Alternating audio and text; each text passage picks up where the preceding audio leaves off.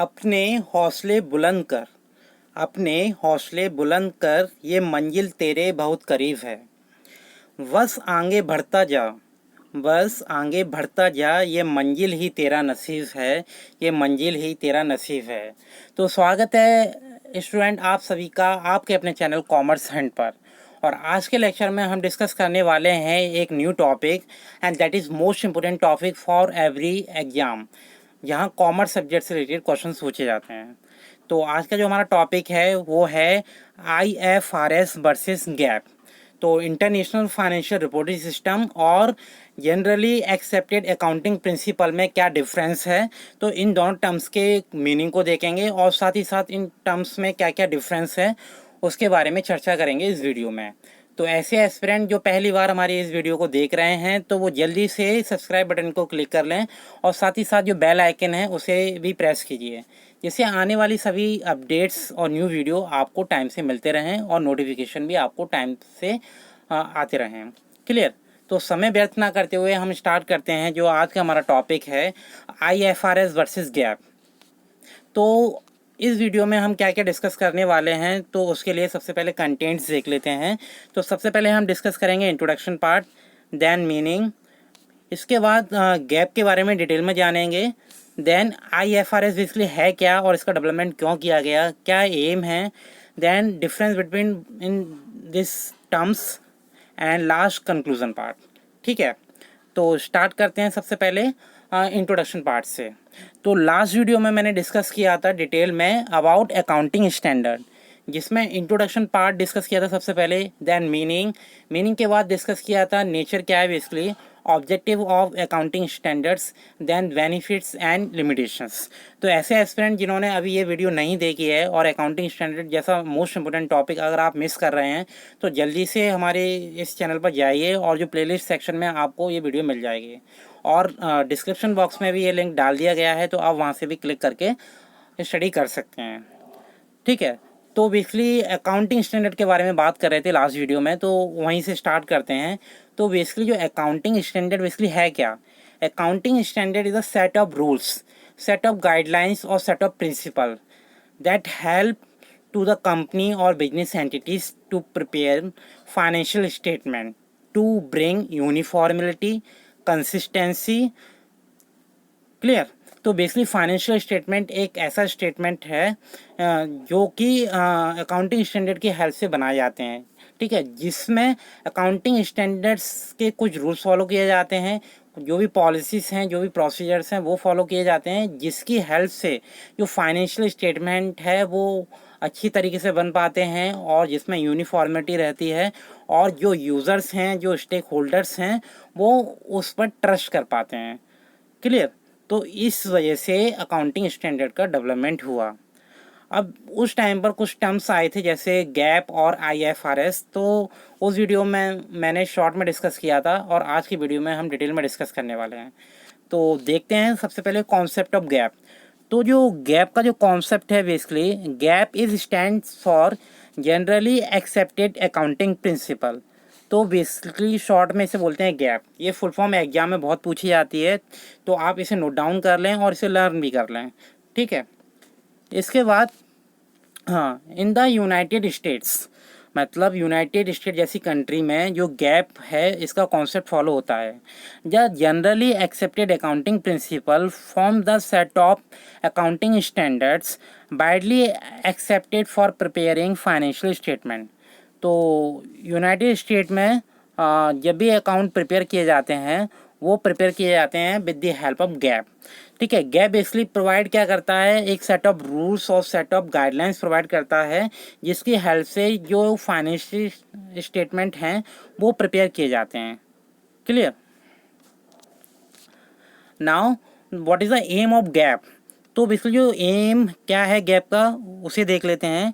It's aim to improve the clarity, consistency and comparability of the communication of financial information. ठीक है, अगर आप किसी कंपनी की फाइनेंशियल रिपोर्ट्स को देख रहे हैं और उसे देखने के बाद, उसे अंडरस्टैंड करने के बाद अगर उसकी क्लैरिटी नहीं आती है तो कहीं ना कहीं लैंग्वेज प्रॉब्लम है या अंडरस्टैंडिंग प्रॉब्लम है या जो डेटा प्रेजेंट किया है वो बेटर तरीके से प्रेजेंट नहीं किया गया है, ठीक है। तो इस समस्या का सामना ना करना पड़े इसके लिए जो गैप ने बेसिकली क्या किया है, एक तरीके से क्लैरिटी की, मतलब क्लैरिटी को मेंशन किया है, कंसिस्टेंसी को मेंशन किया है और कंपैरेबिलिटी जैसा जो कॉन्सेप्ट है उसे इंट्रोड्यूस किया है इस के अंडर, ठीक है। जिससे क्या होगा, जो फाइनेंशियल इंफॉर्मेशन है उसका प्रॉपर तरीके से कम्युनिकेशन हो पाएगा, जो भी डिफरेंट यूज़र्स हैं और जो डिफरेंट टर्म्स हैं उसके बारे में क्लैरिटी हो पाएगी, ठीक है। जो डाटा है उसकी प्रॉपर तरीके से कंसिस्टेंसी मेज़र की जा सकती है और साथ ही साथ दो फाइनेंशियल स्टेटमेंट को या प्रीवियस ईयर या करंट ईयर के फाइनेंशियल स्टेटमेंट को बेटर तरीके से कंपेयर किया जा सकता है। Clear? Basically it is a common set of accounting principle, standards and procedure. तो बेसिकली जो अकाउंटिंग जो गैप है बेसिकली क्या है, ये क्या एक सेट ऑफ अकाउंटिंग प्रिंसिपल्स हैं, ठीक है, और अकाउंटिंग स्टैंडर्ड्स हैं, या हम ये भी बोल सकते हैं इसमें कुछ प्रोसीजर्स हैं जिसे फॉलो करके अकाउंटिंग की कुछ नीतियों को शामिल करके जो भी फाइनेंशियल स्टेटमेंट हैं उसे बनाए जाते हैं, ठीक है। तो बेसिकली जो गैप है वो कौन इशू करता है, तो gap is issued by FASB, जिसे हम जानते हैं FASB को फाइनेंशियल अकाउंटिंग स्टैंडर्ड बोर्ड्स के नेम से। क्लियर? तो ये भी एक इम्पोर्टेंट पॉइंट है, इसे भी आप नोट डाउन कर लें। Now public companies in the United States must follow GAAP when their accountants comply their financial statement। तो यूनाइटेड स्टेट में क्या होता है, जो पब्लिक कंपनीज होती हैं, जो गवर्नमेंट कंपनीज होती हैं, वो जब भी अपने फाइनेंशियल अकाउंट बनाती हैं और जो अकाउंटेंट बनाते हैं तो वो क्या करते हैं, जो भी गैप्स की जो भी गाइडलाइंस हैं, जो भी सेट ऑफ रूल्स हैं, जो भी प्रोसीजर्स हैं और क्या क्या जो मेथड हैं जो सजेस्टेड हैं अंडर गैप, उसे फॉलो करके जो भी फाइनेंशियल स्टेटमेंट हैं वो प्रिपेयर करते हैं। क्लियर? तो कुल मिलाकर जो गैप का कॉन्सेप्ट है वो यूनाइटेड स्टेट जैसी कंट्री में फॉलो किया जाता है और जिसकी हेल्प से फाइनेंशियल स्टेटमेंट को और अच्छे से प्रेजेंट किया जाता है। अब देख लेते हैं व्हाट इज IFRS। तो IFRS is stand for international financial reporting standards, ठीक है। तो ये शॉर्ट फॉर्म मोस्टली एग्जाम में काफ़ी पूछी जाती है, इंटरनेशनल फाइनेंशियल रिपोर्टिंग स्टैंडर्ड। तो आप इसे भी नोट डाउन कर लें और इसे अच्छे से लर्न कर लें। क्लियर? अब IFRS है क्या, तो IFRS के बारे में जान लेते हैं। International companies follow the international financial reporting standards which are set by the international accounting standard boards। तो बेसिकली यूनाइटेड स्टेट को छोड़कर अदर जो भी कंट्रीज़ हैं, ठीक है, और जो भी अदर एरियाज़ हैं वहाँ IFRS फॉलो किया जाता है। क्लियर? और साथ ही साथ जो IFRS है वो कौन इशू करता है, वो इशू करता है इंटरनेशनल अकाउंटिंग स्टैंडर्ड बोर्ड, ठीक है। तो इंटरनेशनल अकाउंटिंग स्टैंडर्ड बोर्ड, जिसे शॉर्ट में बोला जाता है IASB, ये मतलब इसे इशूड करता है और साथ ही साथ serve as a guideline for the non US GAAP companies reporting financial statement. और ये क्या है, ऐसी गाइडलाइंस को मतलब प्रोवाइड कराता है जहाँ नॉन US कंपनीज अपने फाइनेंशियल स्टेटमेंट प्रिपेयर करते हैं। नॉन US कंपनीज का मतलब क्या है, except United State other country में IFRS को फॉलो किया जाता है। इसी की सहायता से जो भी अकाउंट्स प्रिपेयर किए जाते हैं, ठीक है। Now they were establish to bring consistency to accounting standards and practice regardless of the company और द कंट्रीज। IFRS को लाने का मेन जो उद्देश्य था वो था कि कंसिस्टेंसी लेकर आनी है जो भी अकाउंटिंग स्टैंडर्ड्स हैं और जो भी अकाउंटिंग प्रिंसिपल्स हैं उसमें, जिससे क्या होगा, एक यूनिफॉर्मिटी बनी रहेगी। यूनिफॉर्मिटी बनी रहने का मतलब क्या है, एक सिमिलैरिटी बनी रहेगी कि जब भी आप है ना किसी भी अकाउंट्स को कंपेयर करते हैं, दो कंपनीज के अकाउंट्स को प्रिपेयर करते हैं, तो उसमें किसी तरीके का डाइवर्सिफिकेशन या डिफरेंस देखने को ना मिले, ठीक है। तो इसके अंडर जो IFRS के जो भी सेट ऑफ रूल्स और जो भी गाइडलाइंस है उसे फॉलो किया जाता है for preparation of financial statement. IFRS is thought to be more dynamic than GAAP sometimes exam में पूछा जाता है कि जो IFRS है वो गैप के कंपेयर में ज़्यादा डायनेमिक क्यों है। तो इसका रीज़न देख लेते हैं।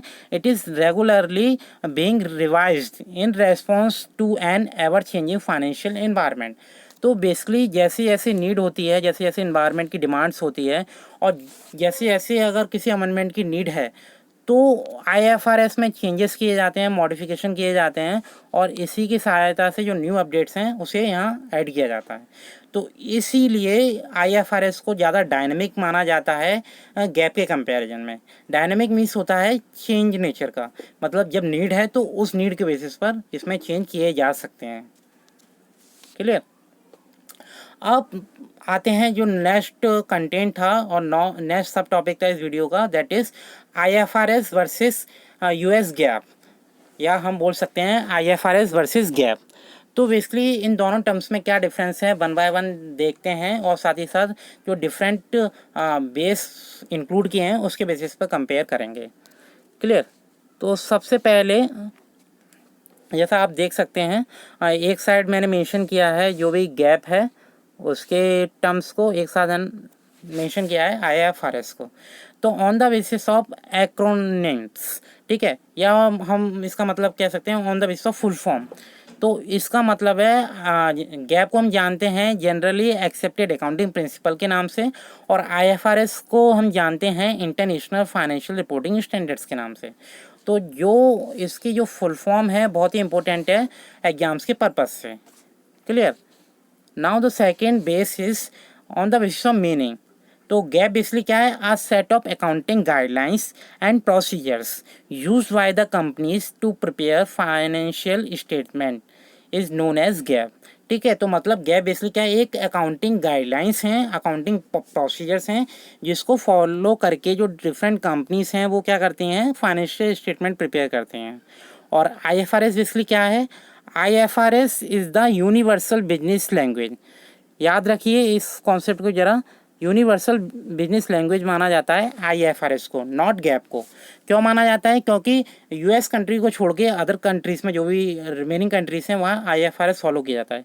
तो इसलिए बोला जाता है यूनिवर्सल बिजनेस लैंग्वेज। ठीक है, followed by the companies while reporting financial statement. जब भी कंपनी फाइनेंशियल स्टेटमेंट को की रिपोर्टिंग करती हैं तब वो IFRS को फॉलो करते हैं, जो कि यूनिवर्सल एप्लीकेबल है। इसके बाद जो नेक्स्ट बेस है दैट इज़ डेवलप्ड बाय। तो बेसिकली जो गैप है ये डेवलप किया गया है FASB के द्वारा। ठीक है, तो FASB मीन्स क्या है, फाइनेंशियल अकाउंटिंग स्टैंडर्ड्स बोर्ड। और जो IFRS है ये डेवलप किया गया है IASB, that is international accounting standards board. And the next base is that is based on. तो basically GAAP is based on rules and IFRS based on principle. तो GAAP को हम बोल सकते हैं लोकल, एंड IFRS को बोल सकते हैं हम ग्लोबल। तो लोकल मतलब एक लिमिटेड कंट्रीज तक ही सीमित है ये, और IFRS बेसिकली क्या है, वर्ल्ड वाइड एप्लीकेबल है। तो गैप में मोस्टली मेंशन किया गया है रूल्स को, और IFRS में बताए गए हैं important principles for preparation of financial statement. Now the next basis that is inventory valuation. तो इन्वेंट्री वैल्यूएशन करने के लिए सबसे पहले जो गैप है, गैप में बेसिकली जो मेथड फॉलो किए जाते हैं वो किए जाते हैं FIFO that is first in first out, LIFO that is last in first out, and weighted average method. तो ये वैल्यूएशन ऑफ इन्वेंट्री के मेथड हैं जो गैप के अंडर फॉलो किए जाते हैं, या गैप की जो गाइडलाइंस हैं उसके अकॉर्डिंग इसे अप्लाई किया जाता है। इसके बाद IFRS के अकॉर्डिंग जो इन्वेंट्री मेथड है वो फॉलो किए जाते हैं FIFO और वेटेड एवरेज मेथड। ठीक है, यहाँ LIFO मेथड को इंक्लूड नहीं किया गया है। क्लियर। इसके बाद एक्स्ट्रा ऑर्डिनरी आइटम्स। अगर इसके बेसिस पर अगर हम बात करें तो गैप में बेसिकली जो शो किए जाते हैं इसे बिलो, और IFRS में basically not suggested in the income statement. तो ऐसा कोई कंपलसरी नहीं है ठीक है, मतलब नॉट सेग्रेटेड, एक बार इसे करेक्ट कर लीजिए, not segregated in the income statement. Clear. Now the next base is development cost. On the basis of development cost अगर हम गैप की बात करें तो इसमें क्या किया था, इसे ट्रीटेड एज एक्सपेंसिव। तो डेवलपमेंट कॉस्ट को बेसिकली माना गया है एक एक्सपेंसिस, ठीक है। और अगर हम IFRS के बेसिस पर बात करें तो capitalize only if certain condition are satisfy, जब कुछ कंडीशन सेटिस्फाई होंगी तब इसे अप्लाई किया जाएगा। And the next is reversal of inventory. तो इसके बेसिस पर अगर हम डिफरेंस देखें दैट इज़, और गैप में बात करें तो इसमें प्रोहिबिटेड है, और साथ ही साथ IFRS में क्या है, परमिसेबल है इफ स्पेसिफाइड, अगर ज़रूरत है तो परमिसेबल है। क्लियर। तो ये कुछ बेस थे IFRS वर्सेस गैप, ठीक है। तो आई होप आप सभी को जो भी कॉन्सेप्ट था गैप का और जो भी कॉन्सेप्ट था IFRS का वो क्लियर हो गया होगा, और साथ ही साथ दोनों टर्म्स में क्या डिफरेंस है ये भी क्लियर हो गया होगा।